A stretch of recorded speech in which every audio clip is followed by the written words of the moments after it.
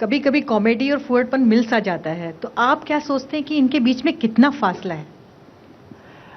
मुझे लगता है हर परफॉर्मर को परफॉर्म करने से पहले सोच लेना चाहिए कि अगर ऑडियंस में सामने उसके माता पिता भाई बहन सब बैठे हों तो वो उस कॉमेडी को कैसे लेंगे, उसमें क्या रिएक्ट करेंगे। इसमें महिलाएं नहीं दिखाई देती हैं जी, मतलब क्या क्या वजह, क्या आप लोगों ने उनको भगा दिया है, कब्जा कर लिया है? एक लंबे गैप के बाद टुनटुन जी के एक लंबे, मुझे लगता है 30-40 साल के गैप के बाद एक ही लड़की ने हिम्मत किया है, भारती का एक छोटा सा जरूर दिखाइए। क्या कहेंगे राजू भारती के लिए आप? नहीं, भारती बहुत टैलेंटेड है और अकेली है। तो अकेली मतलब सामने कोई है ही नहीं उनके। अच्छा, अभी एक लड़की ने और एंट्री की है, सुगंधा मिश्रा, वो भी बहुत अच्छा कर रही है।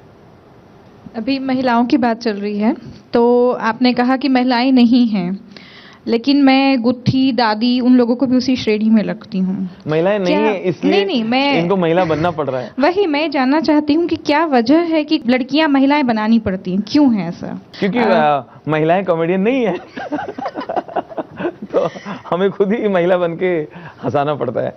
अगर महिलाएं कॉमेडी करना चाहें, उनको अगर आप ज्ञान देना चाहें तो क्या कहेंगे? आपका कैमरा इधर है, तो महिला बन के बोलना चाहिए ना मुझे।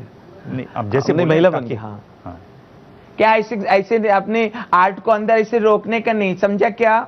हाँ, अभी कितने चैनल से कितना चांस है आगे आने का, और सिर्फ ऐसे मॉडल बन के ऐसा कैसे खूबसूरत चलने का, रैंप पे चलने का, ऐसे वॉक करने का, ऐसे ऐसे पोज, खाली उतना ही नहीं रहने का, समझे क्या? विजय माल्या के कैलेंडर तक ही नहीं रखने का अपने आप को, समझा क्या? जनवरी का पेज ऐसा, फरवरी का पेज ऐसा, मार्च का पेज ऐसा, ऐसा ही नहीं, समझे ना? हर एक के अंदर बहुत टैलेंट रहता है, आपको भी हंसाना मांगता है। देखो कैसा भारती ने किया, समझे ना? अभी हीरोइन का सोचना छोड़ो और आके हंसाओ। हमको फीमेल कॉमेडियन मांगता है, प्लीज आओ ना। कोई एक ऐसी हस्ती है जिसका आप मजाक उड़ाना चाहें, उसकी मिमिक्री करना चाहें और उसके सामने बैठकर करना चाहें, और वो आपकी तमन्ना भी मन में हो? नहीं, ज़्यादातर जिनके बारे में सोचता था उनके सामने मैंने परफॉर्म कर दिया और मैं बहुत लकी हूँ कि बच गया हूँ। और हाँ, एक आध प्रोग्राम आए थे हमारे नए साल में, तो हमने उसमें पाकिस्तान की बहुत खिंचाई की थी और उस वक्त कसाब वाला किस्सा हुआ था बॉम्बे में, तो वो आक्रोश था, तो पूरा उस स्क्रिप्ट में आया। तो वहाँ से फिर मुझे बहुत धमकी आती थी पाकिस्तान से, कराची वगैरह से लोग मारने वारने की धमकी देते थे। तो क्या आइटम था वो ठीक से याद नहीं। उसमें मुझे बताया था कि वहाँ की सरकार, तो जैसे याकूब मेमन है, वो वहाँ के गृह मंत्री हैं, और फाइनेंस मिनिस्टर है छोटा शकील हैं, और दाऊद इब्राहिम उनके विदेश मंत्री हैं, तो यही लोग सरकार चला रहे हैं वगैरह वगैरह। तो वहाँ से धमकाते थे। तो शुरू में तो हमने सोचा फिर वही बात कि शायद हमारे ही कोई साथी मिमिक्री कर रहे हैं, तो हमने छुपाए रखा। बाद में मुंबई पुलिस ने खुद आके हमें इन्फॉर्म किया कि आपको ऐसी ऐसी धमकी आ रही है और आपने अभी तक हमें बताया नहीं। फिर वो सिक्योरिटी लगी, फिर वो हुआ, फिर मैं परेशान हो गया सिक्योरिटी से। अपने यहाँ तो एक फैशन सा है सिक्योरिटी लेके चलना, मुझे तो लगा एक काम दे दिया मुझसे अकेला चाय ना पिया जाए।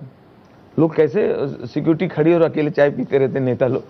मैं कहा हाँ भाई मुझे दे दी, उनको तो दो। अच्छा, अरे उनको कुर्सी दिया, अच्छा खाना खा लो, अच्छा आज शादी है, जाना है, जल्दी जाना है, अच्छा इनको जाने दो, नहीं जाना है। मैं बोला ये कौन सा काम दे दिया, चार आदमी का ध्यान रख रहा हूँ मैं। तो मैंने रिक्वेस्ट करके फिर सिक्योरिटी वापस करवाई थी। पर नेता तो बोलते हैं, आप तो निर्जीव चीजों पर भी आपने किया हुआ है बहुत आइटम, वो आइडिया कहाँ से आया?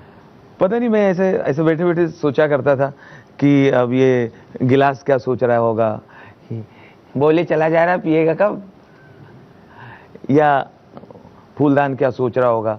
तो जैसे मैंने सबसे पहले वो किया था कि हैंडल, जो लोकल ट्रेन में हैंडल होते हैं उसमें इतने हाथ घुस जाते हैं एक साथ, बेचारा ऐसे रहता है, सत्यानाश जाए इनका स्टेशन जल्दी आए, फिर मुझे थोड़ा रिलीफ मिले, इनका स्टेशन आ जाए भगवान करे। और जैसे ही स्टेशन आता लोग निकल जाते, हैंडल ऐसे झूमता है। और कई बार मुझे लगता है खाना भी बात करता है, खाना, खाने को आप लेके आइए। कुछ लोग तो दावत में इतना भर लेते हैं खाना, ऐसा लगता है दोबारा मिलेगा नहीं, पूरा ऐसा पहाड़ की तरह बना के फिर ऐसा निकलते हैं। हटना हटा, 1 सेकंड हटना, भाभी हटना, टपक रहा है, 1 सेकंड ले रास्ते से भैया, ले आए खाना, और चम्मच सबसे नीचे दबा हुआ है, वो सांस ही नहीं ले पा रहा, उसको पहले ले लिया था। उसके ऊपर दाल चावल पूरा भर दिया, वो नीचे रूंध रहा है वो, और रायता विदाउट इंट्रोडक्शन चावल के नीचे से जाता है और पालक पनीर को मिलके आ जाता है। रोटी आधी बाहर लटकी रहती है, ऐसा लगता है बच्चे पलंग के बाहर पैर लटकाए हुए हैं। पापड़ कहता है मैं तो सरेंडर हूँ, मुझे खाओ ना खाओ एक ही बात है, क्योंकि 15 मिनट से मेरे ऊपर सलाद रखा हुआ है। अचार कहता है मैं तो गुमशुदा की तलाश हूँ, जो मुझे लाया था शुरू से भूला हुआ है, मैं किसी निवाले में एक साथ आऊंगा पूरा, फिर मैं सुबह बताऊंगा मैं कौन था। तो ये सारी चीजें बात कर सकती है। बहुत रश जब हो जाता है लोकल ट्रेन में, तो पंखा भी हैरान हो जाता है मैं कितने लोगों को हवा दूं, तो वो भी काउंटिंग करना शुरू कर देता है यूं। फिर थोड़ी देर में बोलता है जान दे, रोज तो आते हैं कहां तक गिने। फिर पसीना निकलता है, पसीना सबसे पहले कॉलर के नीचे से धीरे धीरे नीचे जाता है, आप कुछ नहीं कर सकते, आपके दोनों हाथ हैंडल में, फिर पसीना जहां जहां से गुजरता है वहां ठंडा लगता है, तो पता चलता है क्रॉसिंग कहां चल रही है। एक चीज होती है हास्य, एक चीज होती है व्यंग, उसमें भी राजनीतिक व्यंग। तो आपकी कॉमेडी में हमेशा वो रहा है, अभी आपने लालू जी वाला जो जोक सुना है उससे भी पता चलता है।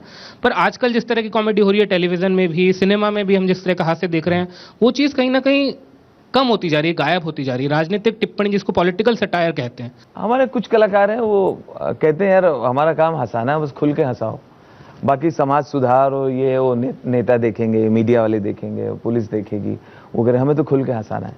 लेकिन मैं चाहे मुझे इतना अनुभव हो गया, ये इतने साल हो गए, अब मैं प्रयोग कर सकता हूँ, उस स्थिति में हूँ, तो मैं ये रखता हूँ कि कहीं ना कहीं समाज सुधार की बात बीच में आ जाए तो अच्छी बात है।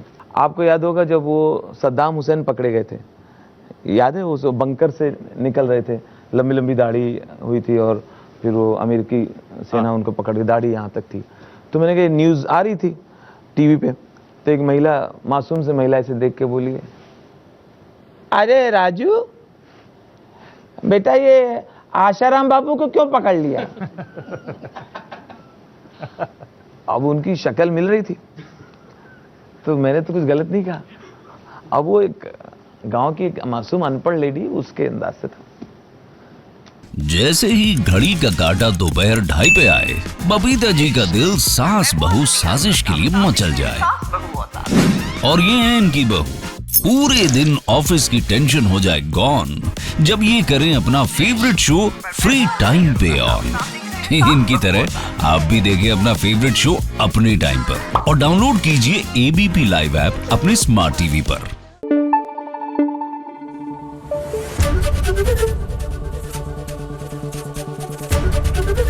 एबीपी न्यूज आपको रखे आगे।